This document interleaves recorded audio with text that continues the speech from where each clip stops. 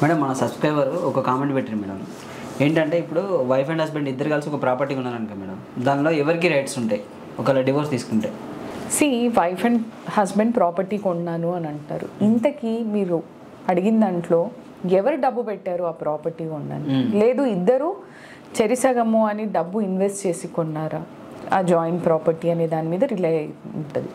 అయితే usually wife and husband అనే కాదు, if at all it comes out of any relation, ఎవరు ఎంత పెడితే అంత ప్రాపర్టీ షేర్ వాళ్ళకి అన్నట్టు మనము if at all we have the evidence, bank transactions ఉన్నట్టయితే మనం ప్రూవ్ చేసుకుంటే డెఫినెట్గా వాళ్ళదే అవుతుంది ప్రాపర్టీ.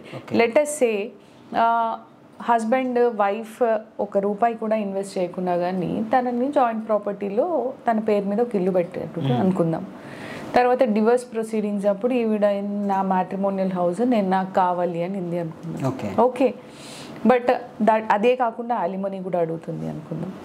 అలాంటి సందర్భంలో husband he can very much prove that దీనికి ఈఎంఐ దగ్గర నుంచి డౌన్ పేమెంట్ వరకు నేనే కట్టాను, ఇంకా కడుతూ ఉన్నాను ఈఎంఐస్, ఈ ప్రాపర్టీ తనది కాదు అని.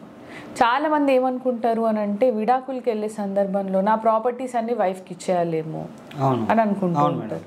హస్బెండ్ కొన్న ప్రాపర్టీస్ మీద వైఫ్స్కి ఏమి రైట్స్ ఉండవండి.